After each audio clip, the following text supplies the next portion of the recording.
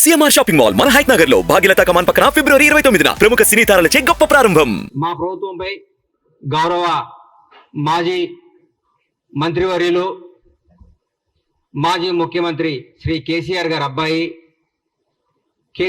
అబ్బాయి అని ఎందుకు అంటున్నానంటే ఆయన వాళ్ళ నాన్న పేరు చెప్పుకొని రాజకీయాల్లోకి వచ్చారు కాబట్టి తండ్రి పేరుని అడ్డం పెట్టుకొని అమెరికాలో నుంచి వచ్చి మా నాన్న రాజకీయాలు చేస్తున్నాడు కాబట్టి నేను కూడా చేస్తాను మా నాన్నదని తీసుకొని వాళ్ళ నాన్నగారిని వారసత్వాన్ని పుచ్చుకొని రాజకీయాలు చేస్తున్నాడు కాబట్టి కేసీఆర్ గారి అబ్బాయి కానీ మేము చూస్తాం. ఆయన్ని కేటీఆర్ గారి గురించి మాట్లాడుతూ మా ముఖ్యమంత్రి గారిని కష్టపడి కష్టాన్ని ఇష్టంగా చేసుకొని ప్రజా సమస్యను తన సమస్యగా చేసుకొని 17 ఏళ్ల సుదీర్ఘ పోరాటం చేసి ఏ వారసత్వం లేకుండా ఏ బ్యాక్గ్రౌండ్ లేకుండా ఏ చరిత్ర లేకుండా ఒక రైతు బిడ్డలా పుట్టి కొండారెడ్డిపల్లి నుంచి తెలంగాణ రాష్ట్రానికి ముఖ్యమంత్రి అయ్యేదాకా వన్ మ్యాన్ షో ఒకటే పోరాట యోధుడిగా తన రాజకీయ ప్రయత్నించి మీరు పెట్టిన చిత్రహింసలు, మీరు పెట్టిన మానసిక క్షోభ, మీరు పెట్టిన ఆఖరికి తన కన్న కూతురు పెళ్లికప్పుడు కూడా మీరు పెట్టి జైల్లో పెట్టి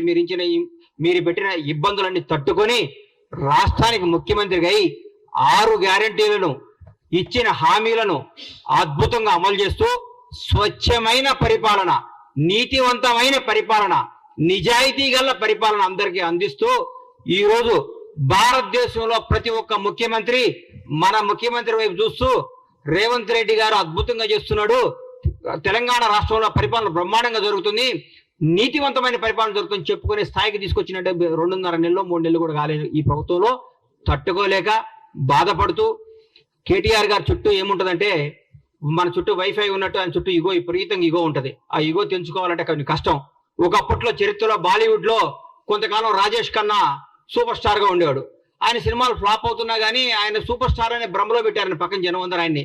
తర్వాత అమితాబ్ బచ్చన్ వచ్చాడు, షోలో పెట్టాడు, అద్భుతమైన సినిమాలు తీసి సూపర్ స్టార్ అయిపోయాడు. ఇండియా మొత్తం అమితాబ్ బచ్చన్ పేరు ఎలుగుతున్నా కానీ రాజేష్ ఖన్నా ఏమనుకున్నాడు, నేనే సూపర్ స్టార్ని బాధ ఉండేవాడు. ఒక 10 ఏళ్ల తర్వాత ఏందయ్యా నా దగ్గరికి ఎవరు జనం వస్తలేరంటే, సార్ మీరు 10 ఏళ్ల ముందే మీరు సూపర్ స్టార్ పోయింది సార్, అమితాబ్ బచ్చన్ ఒక ఆయన వచ్చి సూపర్ స్టార్ అయిపోయాడు అని చెప్పుకుంటే అప్పుడు షాక్ తిన్నాడు. అట్లా ఇప్పుడు కేటీఆర్ గారు ఒక భ్రమలో ఉన్నాడు. నేను కేసీఆర్ గారి అబ్బాయిని, తెలంగాణ రాష్ట్రం మాది, తెలంగాణ మేము సెంటిమెంట్ని మేమే కదా రగిలించుకొని మేమే దానికి పేటెంట్ తీసుకున్నాం కదా, మాదే కదా, నా దగ్గర రావట్లేదు ఏంది, నా నమ్ముకున్న వాళ్ళందరూ వెళ్ళిపోతున్నారు ఏంది, నా అనుకున్న వాళ్ళందరూ లైఫ్ లో సెటిల్ అయిపోతున్నారు ఏంది, నాకు దూరం అయిపోతున్నారు ఏంది, మానసిక క్షోభ. పగోడు కూడా ఆయనకు వచ్చిన కష్టం రాకూడదు, పగోడు కూడా కేటీఆర్కి వచ్చిన కష్టాలు రాకూడదు అని కోరుకుంటున్నా. ఎందుకంటే తను నమ్ముకున్న నాయకులందరూ నిన్ను చీదరించి వెళ్ళిపోతున్నారు. నా అనుకున్న వాళ్ళు, నాతో నా జీవితంలో ఉండాల్సిన వాళ్ళందరూ కానీ హ్యాపీగా లైఫ్ లో సెటిల్ అయిపోతున్నారు పెళ్లి చేసుకొని. నీదంటే ఎవడూ లేడు, నీకు చెప్పుకోవడానికి లేదు, నువ్వు రాజకీయ వారసత్వంగా రాజకీయ నాయకుడిగా డిజాస్టర్. టీఆర్ఎస్ పార్టీ కూడా రేపు పొద్దున బీఆర్ఎస్ పార్టీ మాకేమన్నా ప్రత్యర్థిగా ఏమైనా మాట్లాడితే మేము ఆశ్రయాలంటే హరీష్ రావు గారు ముందుకు వస్తున్నాడు. హరీష్ రావు గారు మాకు ప్రత్యర్థిగా మా ముఖ్యమంత్రి గారితో మాట్లాడటానికి ఆయన సరిపోతున్నాడు. మీరు దేనికి, మీ పార్టీ నాయకులే మిమ్మల్నే మీరు దేనికి పనికిరారు, దేనికి పనికిరాని దద్దమ్మని మీరు మీ వాళ్ళే చెప్పుకుంటున్నారు. పైగా మీరు ఎక్కడ సెక్స్ అయ్యారంటే ఒక 300-200 యూట్యూబ్ ఛానల్స్ పెట్టుకొని వాళ్ళతో ప్రత్యేకంగా తిట్టేయటం, వాళ్ళని తిట్టేయటం, రేవంత్ రెడ్డి గారిని తిట్టేయటం, కాంగ్రెస్ వాళ్ళని తిట్టేయటం, కాంగ్రెస్ తప్పులు. మీ దగ్గర మీ మున్సిపల్ మంత్రిగా ఉన్న మీ ఆధీనంలో 1, 2, 3, 5వ స్థాయిలో ఉన్న బాలకృష్ణ అనేవాడిని పట్టుకుంటేనే 1000 కోట్లు 2000 కోట్లు దొరికినాయి. ఆయన ఏంది ఆయన ఆఫీసర్ పేరు ఏంది, మన ఔటర్ రింగ్ రోడ్డు మన కారు రేసులు ఇచ్చిన ఆయన కారు మన అరవింద్ కుమార్ గారే డైరెక్ట్ గా చెప్పాడు, నువ్వు కేటీఆర్ గారు ఏమంటే నేను డబ్బులు ఇచ్చాను.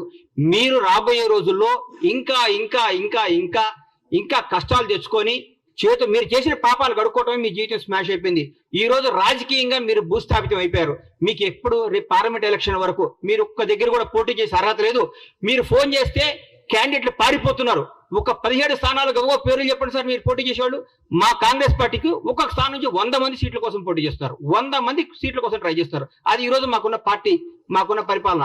పైగా మీరు గొప్ప మాట అన్నారు, మాకు 6 గ్యారంటీ లేదు మా గవర్నమెంట్, 7 గ్యారంటీలు వచ్చింది. 7వ గ్యారంటీ ఏందో చెప్తా, స్వేచ్ఛ, నిజాయితీగా మాట్లాడుకో, ఎవడైనా స్వేచ్ఛగా మాట్లాడుకోవచ్చు. ఇది మహాత్మా గాంధీ ఇచ్చిన ఫ్రీడమ్ ఆఫ్ ఇండియా, స్వేచ్ఛ, ఇండిపెండెన్స్ లో మేము మాట్లాడుతున్నాం అని చెప్తున్నాం మీకు. జవహర్ లాల్ నెహ్రూ బలపరిచిన పార్లమెంటరీ డెమోక్రసీలో ఉన్నాం మనం. సర్దార్ వల్లభాయ్ పటేల్ సృష్టించిన సోవియట్ రిపబ్లిక్ అనే పదాన్ని మేము గౌరవిస్తాం. అందరికంటే డాక్టర్ బిఆర్ అంబేద్కర్ రాసిన రాజ్యాంగం మీద మా గౌరవం. అదే మీ గవర్నమెంట్ లో, మీ దొరల ప్రభుత్వంలో ఒక ముఖ్యమంత్రిని, ఒక మాజీ ఎమ్మెల్యే చెప్పు తీసుకొని చూపిస్తే వాడిని మీరు ఏం చేసేవాళ్ళు ఇప్పటికల్లా? ఏం చేసేవాళ్ళు సార్ మీరు? మీ గుండె మీద టీఆర్ఎస్ నాయకులందరినీ, బీఆర్ఎస్ నాయకులందరినీ, మిమ్మల్ని ముఖ్యంగా కేటీఆర్ అడుగుతున్నా, మీ ప్రభుత్వంలో మీరు ముఖ్యమంత్రిగా ఉన్నప్పుడు, మీ నాన్నగారు ముఖ్యమంత్రిగా ఉన్నప్పుడు ఒక ప్రతిపక్ష ఎమ్మెల్యే చెప్పు తీసుకొని ఒక ముఖ్యమంత్రిని చూపిస్తే మీరు ఏమైనా మాట్లాడేవాళ్ళు? ఏం చేసేవాళ్ళు? ఎన్కౌంటర్ చేయించేవాళ్ళు, మీరు రాళ్లతో కొట్టించేవాళ్ళు. మీరు మేము ఈ అన్నింటినీ గౌరవిస్తాం. మహాత్మా గాంధీ రాసిన స్వేచ్ఛ, ఇండిపెండెన్స్ గౌరవిస్తాం. సర్దార్ వల్లభాయ్ పటేల్ రాసిన సోవియట్ రిపబ్లిక్ ని గౌరవిస్తాం. అంబేద్కర్ రాజ్యాంగం గౌరవిస్తాం. కాబట్టి రాజ్యాంగం చట్టం తను పని చేసుకొని పోతుంది. మేము దాన్ని భరించి మేము ఇంకా మీరు మాట్లాడితే మాకు రాళ్ళు ఉన్నాయి, మాకు చేతులు ఉన్నాయి, మాకు కాళ్ళు ఉన్నాయి. జనాన్ని రెచ్చగొట్టకండి సార్. మీరు అడ్డం పెట్టి మీ స్వార్థం కోసం జనాన్ని బలి తీసుకోవద్దు. తెలంగాణ యువతను అన్యాయం చేయకండి, తెలంగాణ ప్రజలను నాశనం చేయకండి. మీరు రెచ్చగొట్టే విధానం మారుకోండి, పోరాడండి, కష్టపడండి, ఎందుకు ఓడిపోయింది తెలుసుకోండి, మాట్లాడండి. కానీ ముఖ్యమంత్రి రేవంత్ రెడ్డి గారు ముఖ్యమంత్రి అయితే 30 సీట్లు కూడా వచ్చాయి కదా. మీరు ముఖ్యమంత్రి చేస్తారని భ్రమపడే 39 సీట్లు వచ్చినాయి. మమ్మల్ని భ్రమపడితేనే నిజంగా మీ నాన్నగారు మిమ్మల్ని అనౌన్స్ చేసి ఉంటే 3 సీట్లు కూడా వచ్చాయి. నువ్వు కూడా ఓడిపోయాడు కేటీఆర్ గారు, మీరు కూడా ఓడిపోయేవాడు సార్. మాకు ముఖ్యమంత్రి రేవంత్ రెడ్డి గారు ఊరికే రాలా, నాన్న పేరు చెప్పుకొని రాలా, వారసత్వంతో రాలేదు, వారసత్వం తెచ్చుకోలేదు. ఆయన పోరాడి తెచ్చుకున్నాడు సార్. ఆయన రాజ్యాంగ కాంగ్రెస్ పార్టీలో ఒక అభ్యర్థి 2 స్థానాల్లో పోటీ చేయడం మీరు విన్నారా? ఎక్కడో కర్ణాటక ఒకసారి సిద్ధరామయ్య గారు చేశారు ముఖ్యమంత్రిగా ఉండి. ఈ రోజు తెలంగాణ రాష్ట్రంలో నాకు తెలిసి తెలంగాణ రాష్ట్రంలో ఒక పిసిసి ప్రెసిడెంట్ 2 స్థానాల్లో పోటీ చేస్తే ఆయన ముఖ్యమంత్రిగా ఉండి వేరే వాడుతాడు కదా. 4 కోట్ల 5 కోట్ల ఈ 4 కోట్ల తెలంగాణ ప్రజలు తెలిసి నిజం మీకు తెలవలేదంటే మీరు మానసికంగా ఎంత వెనకబడిపోయి ఉన్నారో నాకు అర్థమవుతుంది.